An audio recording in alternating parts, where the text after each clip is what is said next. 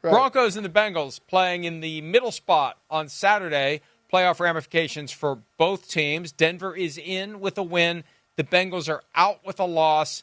The Bengals are very much alive if they win, although they still won't be in. They still need some things to go their way the following week. But, this is the game that Sean Payton was thinking of when he agreed to do the second road game short week of the year. He could have said no to last Thursday night's game at the Chargers because they already had a short week road game. They gave him the right and the option to say no. He said yes because what it did was it gave him extra time to get ready for the Bengals, and it removed what was the Bengals' advantage of extra time to get ready for the Broncos because the Bengals were supposed to be playing in that spot on the Thursday night. So he knew this was going to be a key game, and here we are because the Broncos, hey, they had that game won, 21-10. Then here comes the free kick. Next thing you know, the Chargers roar away from the Broncos, and the Broncos go from a team that I said they're going to be a problem in the playoffs to now I'm saying, Michael, are they even going to get to the playoffs? There'll be a problem if they get there. Are they even going to get there? I love this game. I love the matchup. The Broncos have been a great story all season long with Bo Nix, rookie quarterback, the last rookie quarterback taken, at least in the first round. And he looks pretty good and has been, he's got the C on his jersey. That's saying something. He's a rookie quarterback. He's a captain. So the Broncos have surprised. We know they have some cap issues after releasing Russell Wilson, and they still put together a pretty good team. But this is what I'm looking for in this game, Mike. The last time NBC had a Super Bowl, you were there. I was there. It was in L.A., SoFi Stadium. And Lou Anarumo was there, the defensive coordinator of the Bengals. Anarumo needs to put together a Super Bowl game plan. This is his Super Bowl because their defense is so bad. Their defense is so terrible that's why the Bengals are in this position. They can score with anybody, and they can't stop anybody. He's got to figure out, I know they've had some disappointing performances from some of their draft picks. Some guys just aren't living up to the contract or draft status. Need it right now. He's got to give his offense a chance to, if they score 30 points, they should win. But generally, they score 30 points and they find themselves, in life and death situations or losing games. I want to see, I guess it's an early version of Show Me Something, but I'll give another Show Me Something. Show me something, Lou Anarumo, with your defensive game plan against the against the Broncos. Joe Burrow's had 3 or more touchdown passes in each of the last 7 games. He would be an MVP finalist if his team was better. Yep. I think he's nailed down comeback player of the year, given that he had the serious wrist injury. And early in the year, he's constantly doing this with the wrist. The wrist wasn't right. Well, he's gotten it together.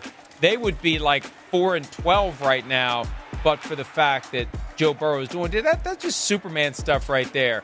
Laying flat out. I remember when I was a kid, Doug Williams made a play where he basically threw a touchdown pass from his butt. And we were out in the sandlot trying to replicate that. I'd have broken my face this week if I was a kid trying to replicate what Joe Burrow did, laying flat like that. He really is incredible, and you don't want him in the playoffs, Michael. We're talking about villains and superheroes. He reaches higher level of superhero in the playoffs. He rises to that moment, and it gets Chiefs fans upset when I say it, so I'm going to say it again. They know they don't want to cross paths with Joe Burrow in the playoffs. They know it. He's the only guy currently in the NFL that has beaten Patrick Mahomes in a playoff game.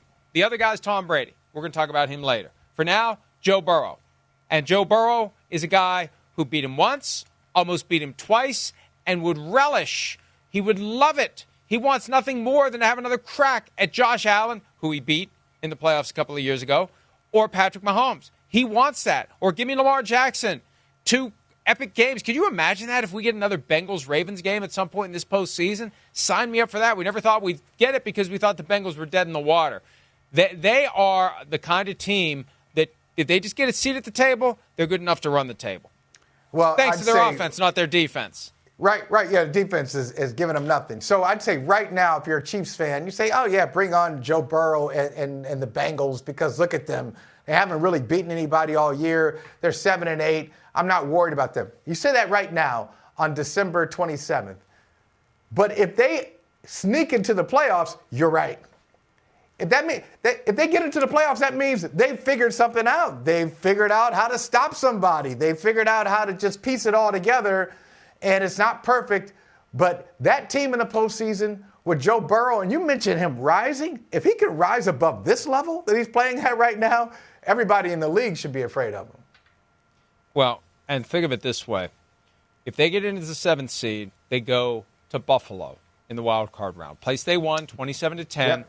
2 years ago. Drove the permanent wedge between Stephon Diggs and the organization in the process. Beautiful day, the kind of day where the Bills should have won 27-10.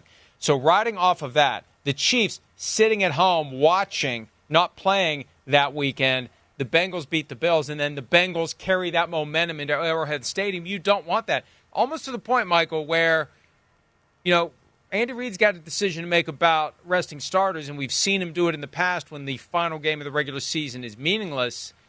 You lay down the sword against the Broncos and let them in instead of the Bengals. And you never say it, but you think it.